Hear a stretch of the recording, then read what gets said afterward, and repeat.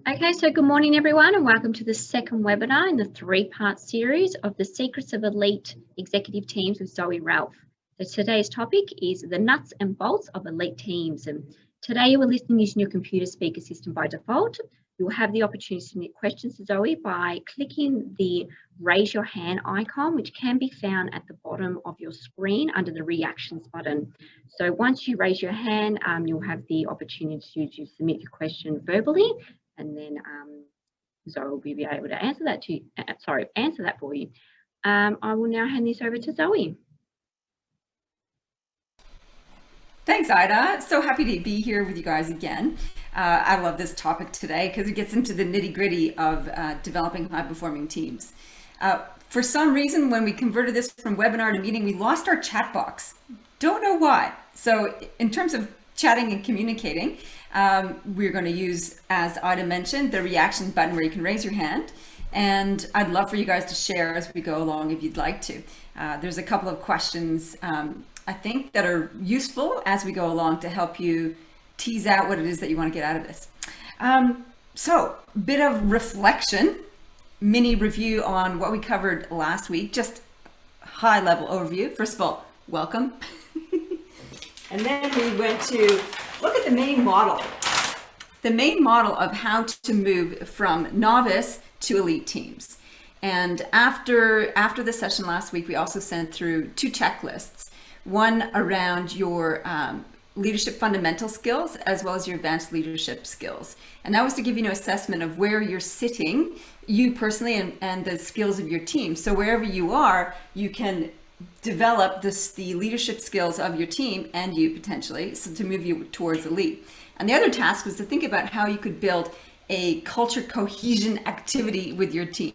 That might be a retreat, it might be a lunch, it might be some sort of social gathering where you can start to get to know each other a little bit better. So this was the roadmap for us to get to high-performing elite teams. So we're going to dive into some of the nitty-gritty around that.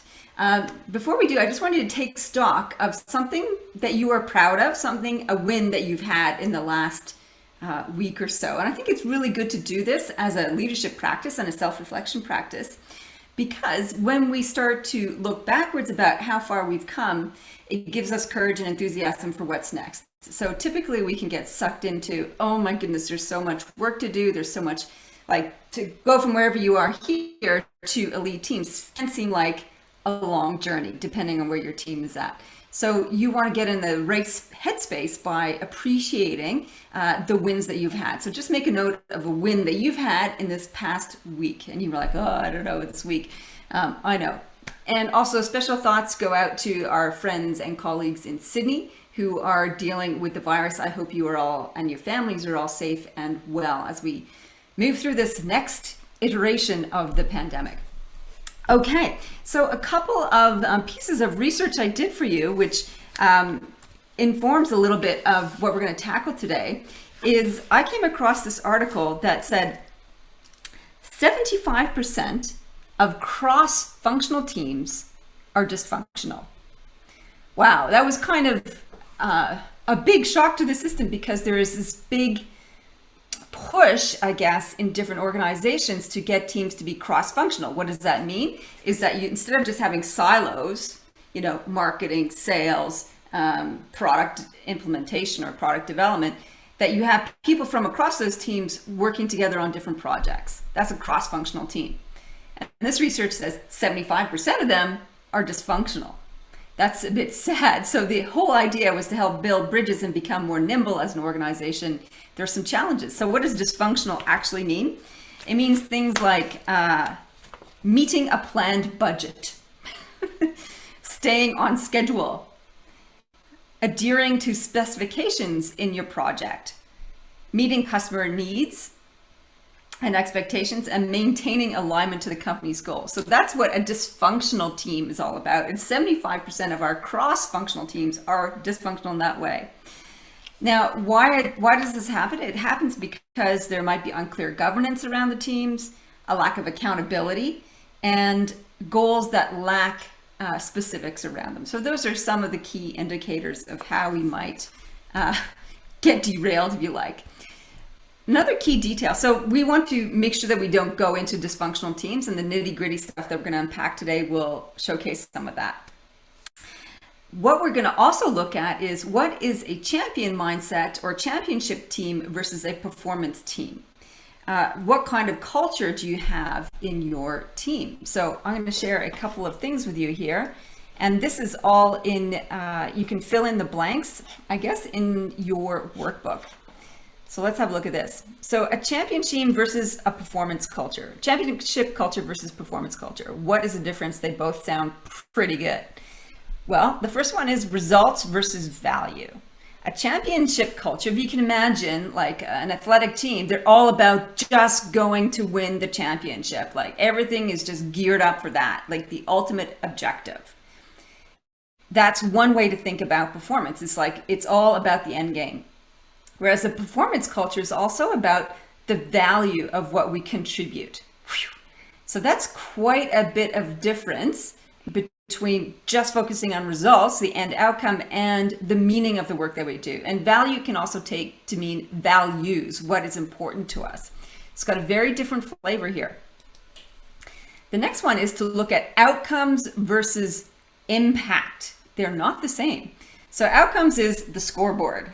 Did we win the game or did we not? Impact is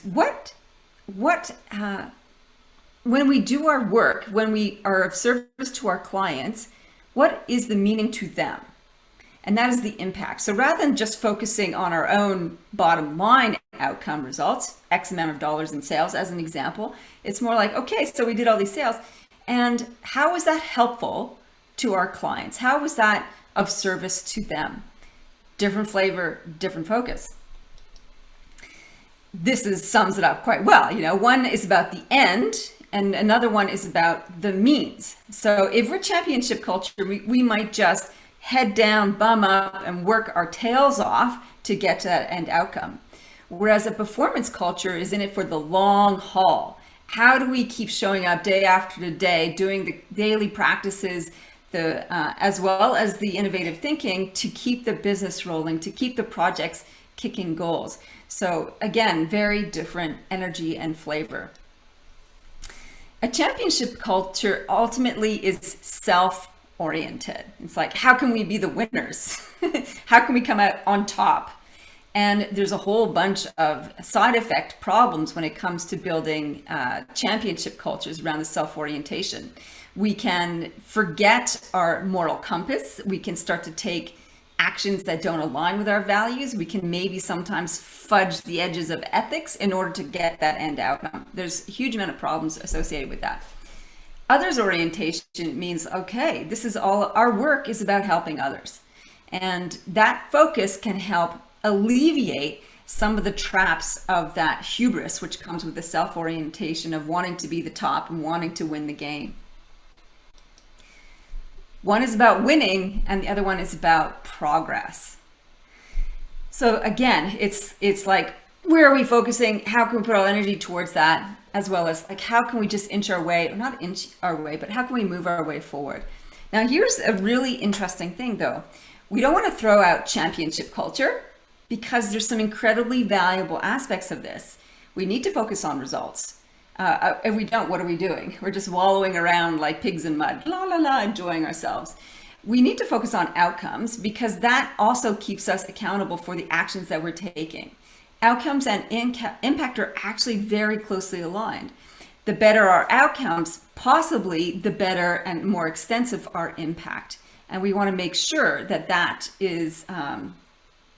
both things are clearly visible. So what's in it for us in our game and what's in it for our clients. The end is important as well as the means. We need to be self-focused as well as others-oriented. We want to win and we also want to progress. So this model is really all about the and. So if you're thinking about a high performance culture, it's not just a championship one, which is all about winning, push, push. And it's not just all about performance itself in terms of value and impact. You actually need a blend of both. Now, when I thought about this, I thought, wow, that's really quite revealing, isn't it? And as leaders, we need to help our teams balance both because most likely if we have stars down here, stars in this model, they're going to have very much a championship culture. It's like, let's get to results, let's get to results, let's get to results. If you want an elite team, you need both. You need the results as well as the performance piece, because the performance culture mentality and approach gives you an organizational overview and a bigger picture. And that's what you want for that elite performance there. Okay, so I'm going to just stop sharing that for a moment. Oh, yeah, because I want to talk about something really excellent, really and wonderful when it comes to elite performance. And that's the state of flow. Flow is a state of being when we are operating at our very best, when we are the most creative, the most productive, the most dynamic. And it was Mihai Csikszentmihalyi, which is a very hard name to actually spell. And I just learned how to pronounce it properly. Mihai Csikszentmihalyi. He was the first research into this state of flow. And likely you've experienced it when you've been completely immersed in something that you just lose track of time. So time kind of dilates a little bit and you just can't believe how productive and amazing the stuff that you're producing. Now we can do that as individuals and we can also do it as teams. So as teams, have you ever had the experience when you're working with a group of people and the interactions are snappy and dynamic and you're riffing off each other and you're producing great ideas, or even if you're challenging each other, you're kind of building on each other and the results are amazing and it just feels awesome to be part of that. That's one of the characteristics of an elite high performing team. Group flow is one of the ways that we can get into that. So first of all, how do we get into flow as individuals? And then how do we get into flow as a group? So getting into flow requires absolute concentration. So that means getting rid of all your distractions, no more, double handling, or not double handling, multitasking. Multitasking is out. It's like one task, one focus, no distractions, and you can get immersed into it. Another characteristic or way that you can get into flow is having to do something that's just a little bit outside of your skill level. And so that you actually have to work on developing new skill level.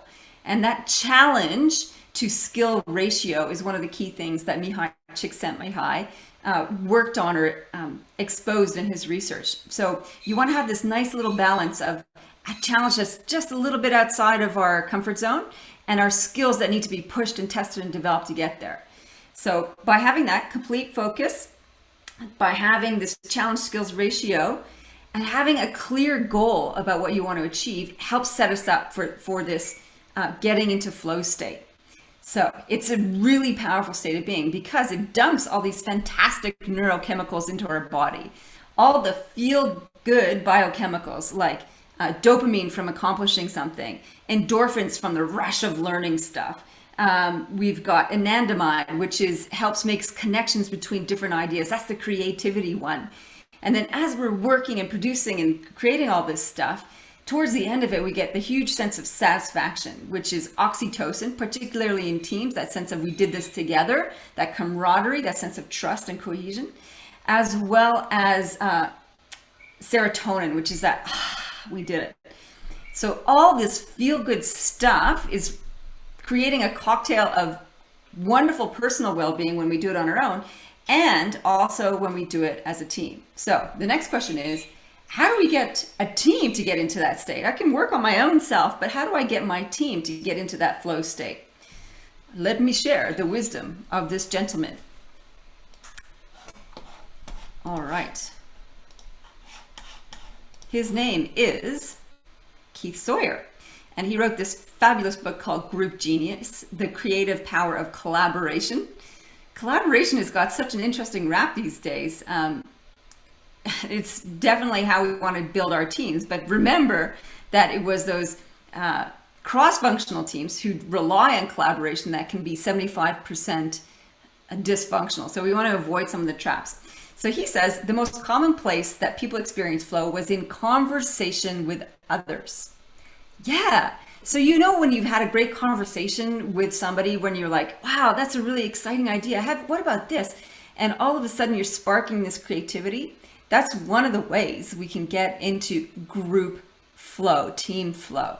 Now, we're going to do a little bit of a quiz, and in your book, there's check marks there, so you can tick off which ones you've got. And I'll go through each one and explain them as we go along. So you can see if your group, your team is set up to get into group flow, which facilitates the stepping into the elite team high performance. So the first one is this. The team goal is about problem solving and generating ideas. So your meeting's about reporting on what happened last month, not an opportunity for group flow. It's just reporting, which I never advocate just having a reporting meeting, unless you tee it with celebration. That's a different story altogether. When you want to get into group flow, you need to be focused on what problem are we solving, or how can we solve this problem? This idea of tapping into newness and making new connections is one of the critical pieces here. So getting your team into that state needs a problem to solve or ideas to be generated. Next one is we practice deep listening. A colleague of mine, Oscar Trimboli, Trimboli,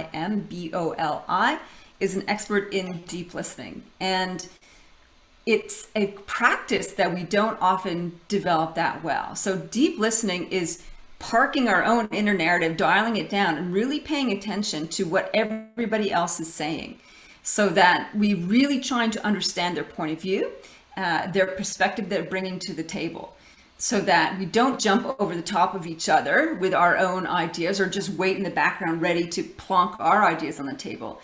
We actually want to understand the different points of view, and also allow our own point of view to come to the table, because when we do that, we can actually build on each other's ideas instead of waiting to shove your idea on the table.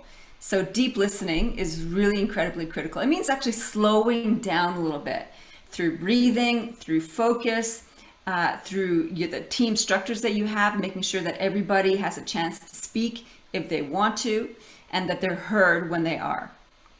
All right, number 3.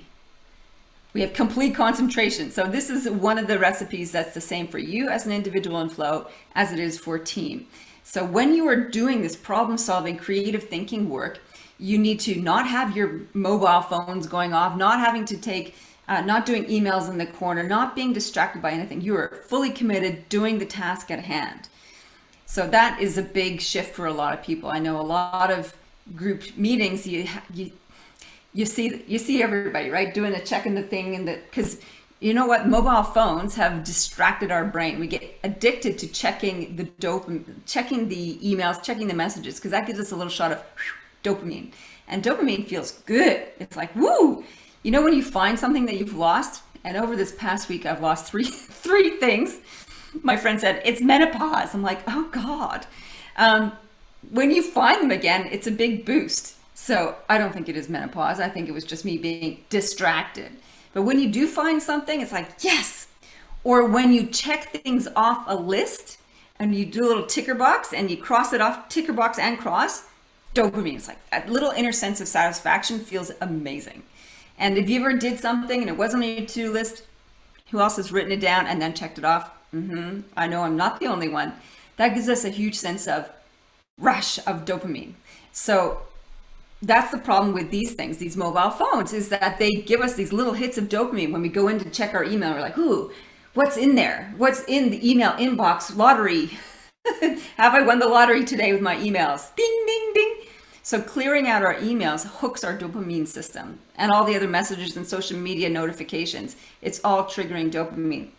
Okay, so we need to park all that stuff and just stay where we are. Number 4 is we have control. Specifically, we have autonomy, competence, and relatedness. So what does that mean? So autonomy means that we have the capability of making decisions for ourselves on that project or some aspect of our work. So as we're working together as a team, how much license do we have to make decisions and to steer the ship that we're on in the group? Competence means we actually have the right skills or enough skill to address the problem. If you've ever been in a strategic planning session where you're like, I have no idea what's going on, then you're not going to get into group flow because you'll just be scrambling to keep up. So competence and abilities is pretty critical. And the third one is relatedness. That's about team relationships. And we spoke about that in the first main session that we did around culture cohesion in your team. So you need to have enough connection between individuals to feel safe, to feel like you belong. So that base level of intimacy and familiarity needs to be there to help facilitate getting into group flow. All right, number 5, we have a group ego. We identify with the team more than as individuals. This is fascinating. So if you're going into a team problem solving, creative thinking meeting, do you identify as, oh, I'm Zoe, I'm going to share my ideas with these others? Or I'm like, yeah, I'm going into the executive team meeting because I'm a member there and I'm going to contribute. And our identity as the individual is subsumed or prioritized less than the identity of the whole. So what's our mission? Not what's my mission, not what's our ideas, not what are my ideas I want to throw on the table. So this whole idea of team identity is pretty critical. And if you read any of the latest books that have come out, whether it's Legacy about the All Blacks or some of the other high performance sports examples, it's all about team identity. What is our identity? I'm an All Black. You know, that's what he wrote about in Legacy. It's like that whole identity of being an All Black was more important than I'm a star player playing for the All Blacks. It's like, it's all about embracing the identity. All right, so have you got that in your team? This one's a little bit controversial. Last time I shared this, we have equal skill levels. Why is that controversial? Because sometimes people say, well, what about getting people from across the organization at different levels to contribute a diversity of perspectives? Diversity of perspectives and diversity of experiences is really important for idea generation. It doesn't necessarily contribute to group flow, where you're getting to that radically productive, creative state of being with your team.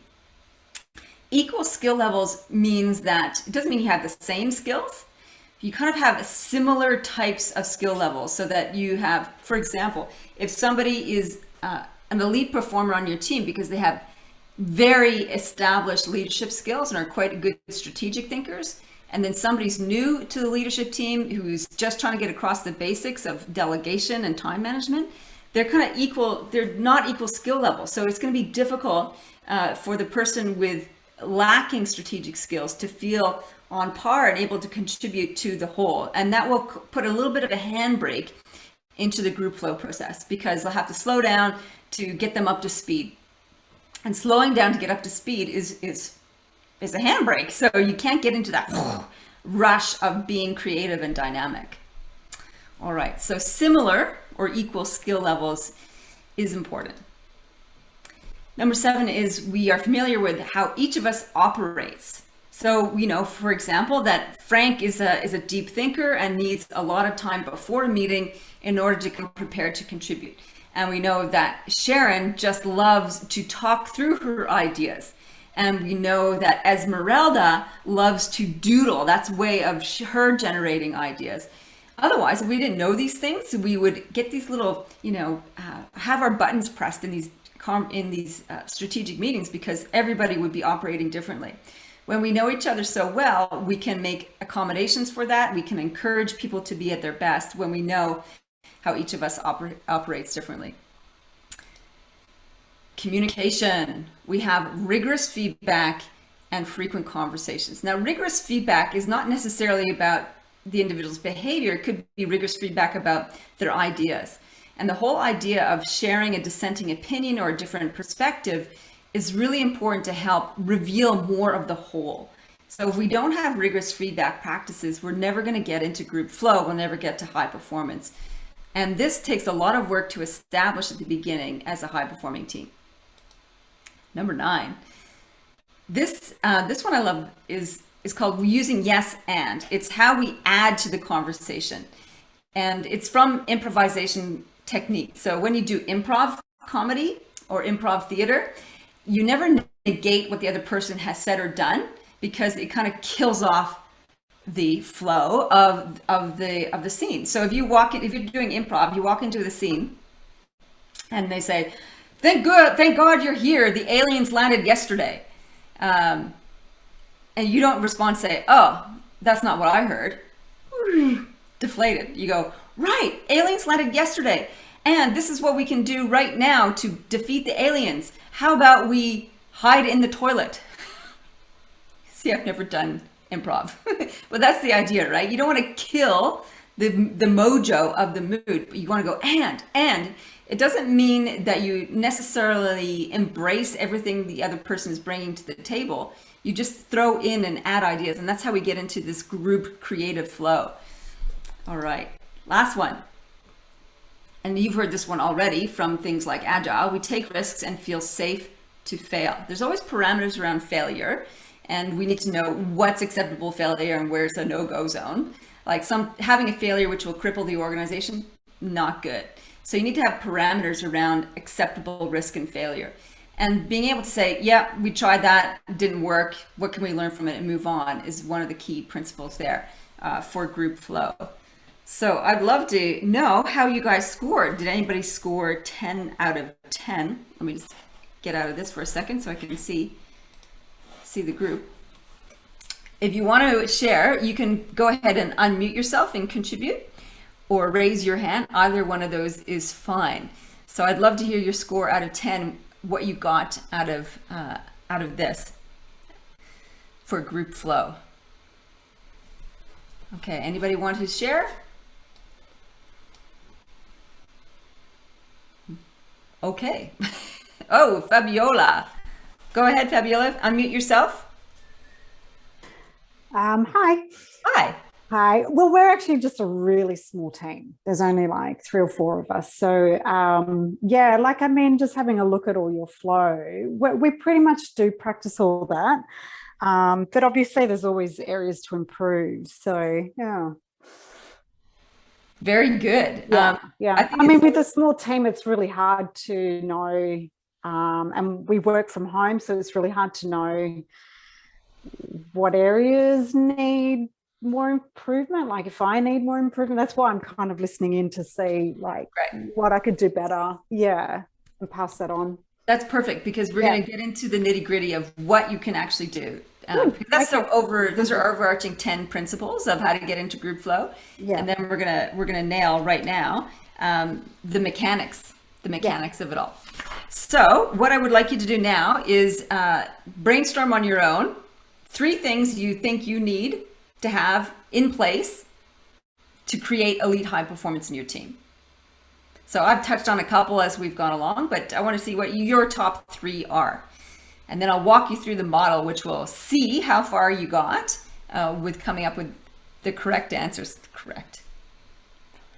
I'm sure your answers are also correct. The ones that fit into my model, in other words. Okay.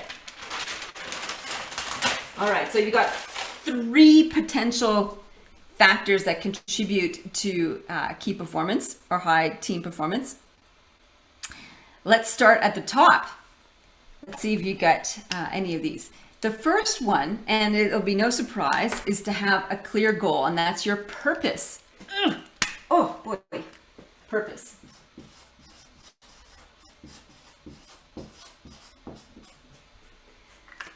So as Mihai Csikszentmihalyi talked about, as well as Keith Sawyer, is that having a clear goal, having clear purpose for your team or for your project is one of the most important things you can have in place. Makes sense, right?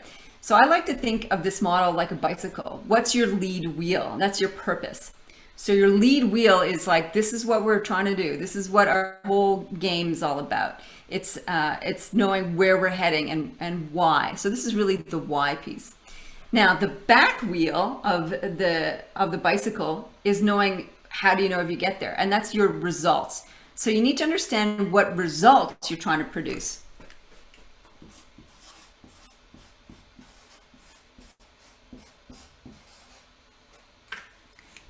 Results. So that you might have a purpose, a why, and this is the what. You know, what is it that we're actually trying to achieve here? And this is about outcomes as well as impact. Outcomes being, you know, what's our scoreboard in terms of sales, etc. And also impact. What difference did this make to the people that we're serving? So purpose and results are the 2 wheels of the bicycle. And then we have the gears in the middle. And the gears in the middle I love to see if you got any of these in terms of high performance. The first one is structure of your team. And structure of your team means making sure you have things like decision-making process. Is that clearly articulated? Delegation frameworks. Who can do what and what are the parameters around that? It's also about having a clear ground rules for operation, like what's acceptable in our conversations, in the way that we behave, etc. I get my teams to develop a culture compass, which goes through a lot of this stuff. So structure is the main thing here.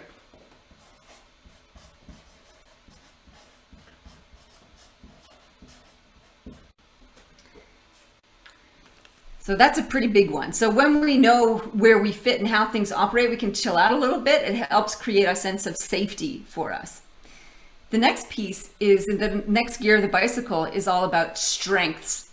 Are our skills and strengths being used to maximum capacity? Are we developing? So this is this one. Strengths. There we go. One of the things that Daniel Pink talks about in his book Drive is that he believes that there's 3 things that you need in order to feel successful or solidly contributing at work. And one of them is mastery of skill. So being able to develop your skills and your strengths actually builds engagement at work. He also says purpose and autonomy are the other 2. So purpose we've included up here, and autonomy we mentioned with Keith Sawyer's work is about the ability to make decisions for yourself around your own scope of work or as a team. So strength is the next piece. The third piece, which was alluded to also in Keith Sawyer's work, is about speaking up.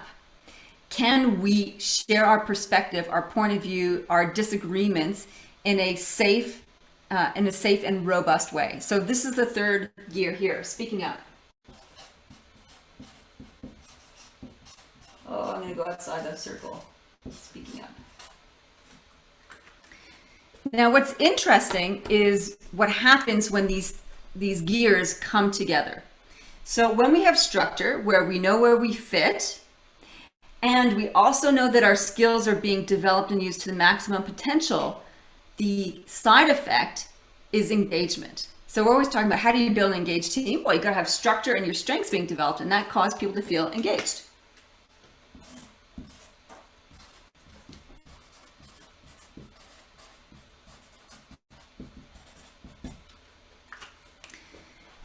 And the next one is what happens when we have strengths being developed and used to our potential, and we are able to speak up. So we're using our strengths and we're speaking rigorously and effectively with each other. This allows us to collaborate. So the natural offset outcome, side effect, that's what I wanted to say, is collaboration. So we talked earlier about 75% of cross-functional teams are dysfunctional because they can't collaborate. This is how you get collaboration. You work on people's strengths and you create the atmosphere and the processes that allow people to speak up. So here you go. Here's your collaboration.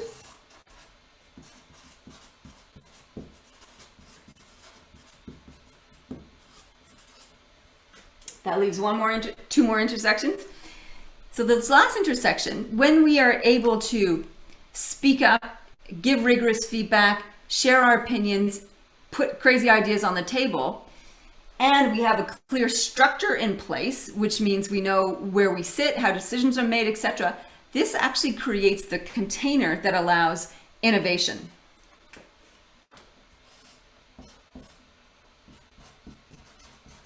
Innovation. Yeah, so who doesn't want an engaged, collaborative, innovative team? That is the definition of high performance, right? So some of you are wondering if there's something missing, potentially, and it's this. At the intersection of all the gears that are framed between purpose and results, we have trust. And trust is a byproduct of doing these other things well. And I think this is super, super important to be aware of, because people often say, oh, we need trust to have a high performing team. Yes, you don't work on trust though. you work on these other aspects: purpose, clearly identified results, outcomes, and impact. You make sure you have your structure right. You make sure that your strengths are being used and elevated. You make sure that people are able to speak up. And that allows for engagement and innovation and collaboration. Guess what? When that's all happening, people are having repeated positive experiences, and that allows the trust mechanism to be unleashed. So that's where we feel safe. That's where we feel like we belong. That's where we feel like we're growing. And that sense of oxytocin, that intimacy, comes out. So trust is a byproduct of all these other things.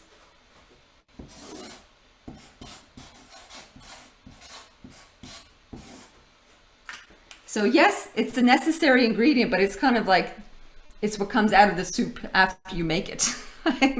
I'm not sure that metaphor actually works that well. In any case, that's your recipe. And what you're going to get after this session is a checklist which goes into even more detail into each of these. So Fabiola is like, oh, what can I specifically do? The checklist is coming after this session, and you can go through item by item. So you might have gone through this and going, yeah, we have a purpose. Yeah, we know what our results are. I don't know. We have documented decision-making process. There's a couple things in there that if you tweak will set you up to create high performance. All right. So does anybody have anything to add that wasn't captured on this that you think needs to be on there in terms of high performing teams? If you do, feel free to raise your hand and share. So what else might you have brainstormed on your own? You think, oh, that's really what high performance is all about. Who's got one of those?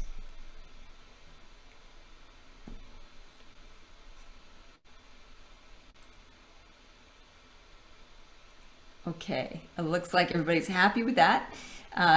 If you do want to add, feel free to unmute and just pop and interrupt me. That's totally cool. Okay, so a couple of things here for you. How do you identify team strengths? And I think this is a really important question too, right? There's a number of different ways that you can approach this, because we want to make sure our teams are working at their best. One of the ways that you can do that is by using profiling instruments. And there's a whole bunch of different ones that you could use, such as Strengths Finder. It's actually called Strengths Finder. I think you can get a free reports done, or you might have to pay a fee for that. And Strengths Finder is really useful to see where people sit in terms of their strengths. You can use a values assessment to see what people value, and therefore what their operating system, their mindset operating system is at. You can use DISC, which is your behavior preferences, to see how people like to operate. You could use, what's else? Yeah, those are probably the main ones that you could use in terms of strengths finders.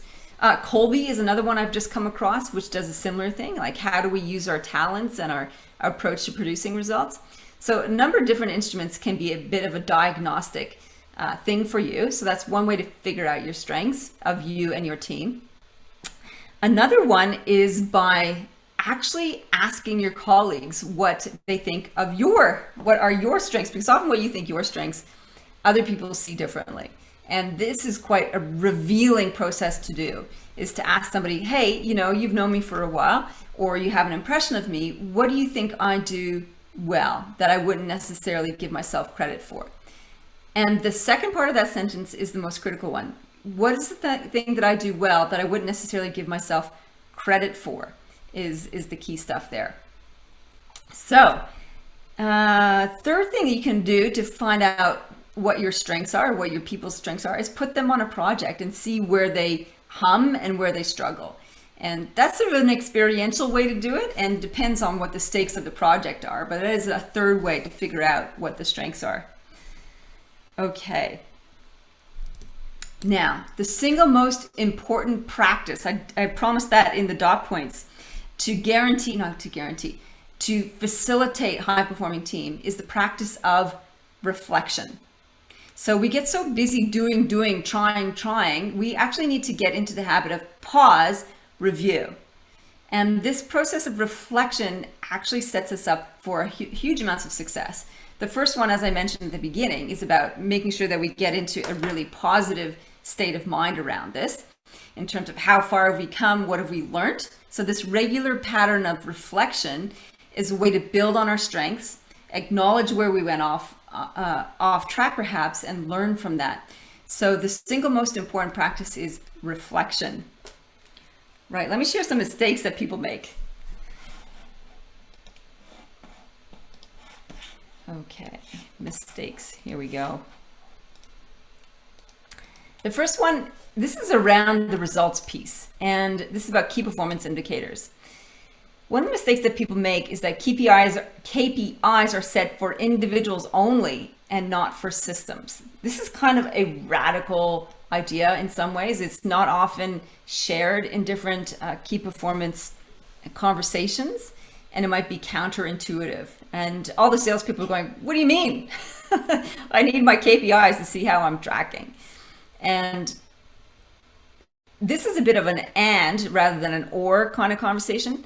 In the work that I've done with CEOs and executives, there needs to be a bit of both. It's like, how can we create performance indicators for individuals so that they can get excited about having autonomy in their work and knowing that they're getting progress, as well as acknowledging that an organization and a team member fits within an entire ecosystem called the business, and that one performer's results aren't always up to just them. There's often a whole bunch of things around them that are helping them be successful.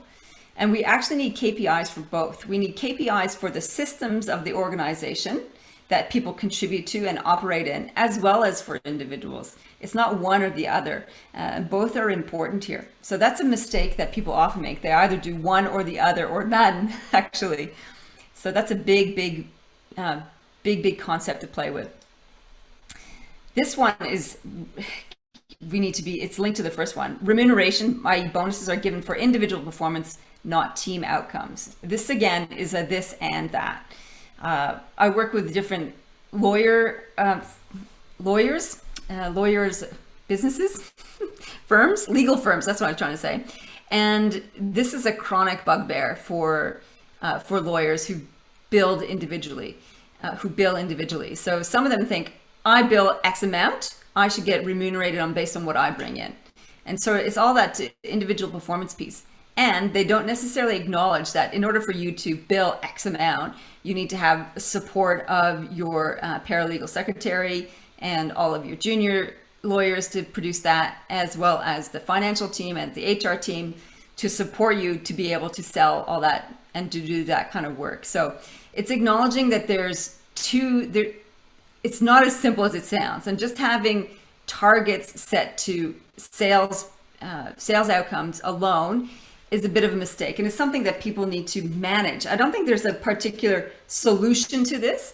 This is a polarity that needs to be managed. Individual performance and team performance, you need to be able to manage and go between the two. So this is a trickier one. It's an advanced leadership skill. It's about managing polarities, and polarity of remuneration for teams and individuals is part of that.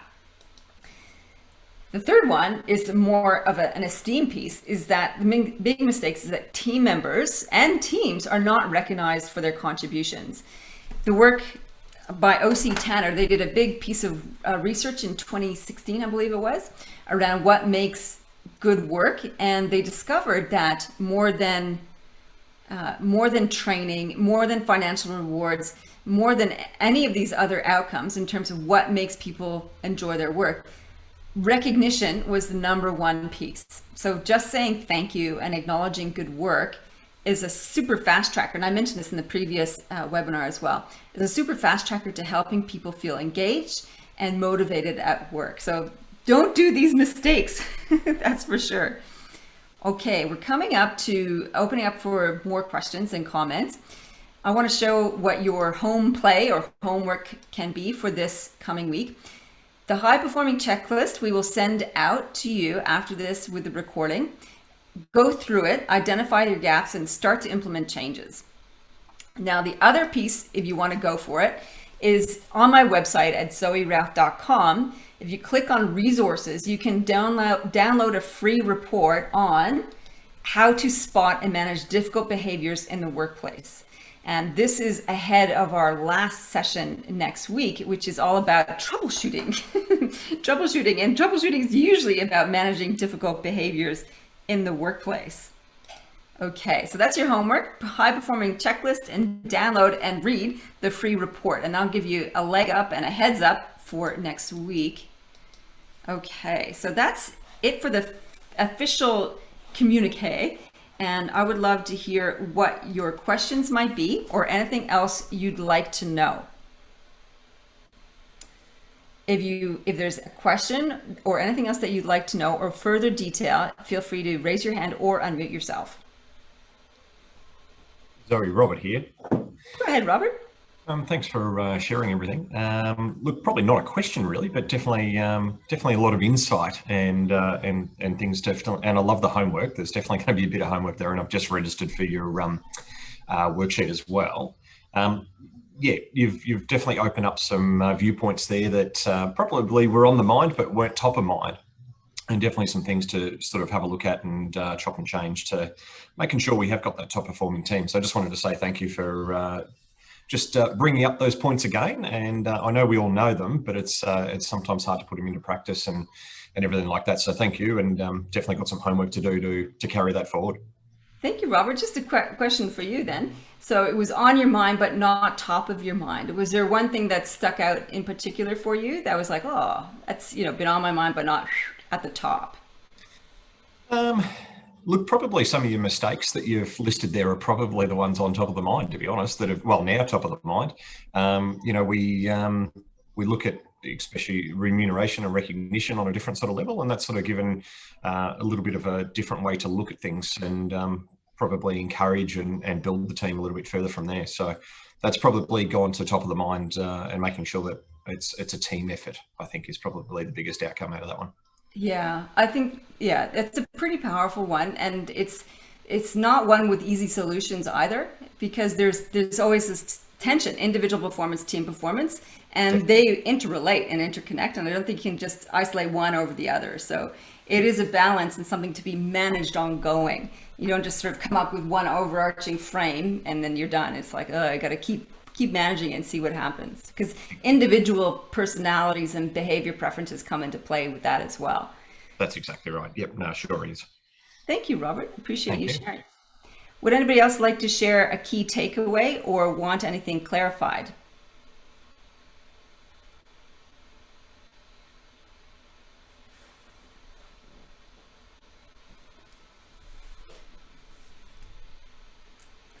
All right, looks like we are nearing, it sounds like people are done. Awesome. So I look forward to hearing how your homework goes in terms of the high performance checklist, and to reading the report on how to spot and manage difficult behaviors in the workplace. Next week, we've got the role of the leader in elite teams, which is the key capabilities that you need as to be an amplifier of your team's performance, how things go wrong, troubleshooting executive team disasters, and keeping the vibe alive, long-term sustainable elite team performance. So I look forward to sharing the last session with you next week. Over to you, Ida. Thank you once again for a fantastic presentation. As Zoe mentioned, if any questions come to mind after the presentation, please send them through to zoe@zoeralph.com. I would include this email address as part of the email you will receive during the week, which will also include a copy of the recording and any other relevant information. So if nobody's got any questions, we will wrap it up. So on behalf of Zoe and APPA, thank you for all our participants in joining us today. I look forward to seeing you all at our third and final session next Tuesday, the 20th of July at 11 a.m. Australian Eastern Standard Time. Thank you once again, and I hope you all have a great afternoon. Thank you, everyone. Bye. Thanks, Zoe.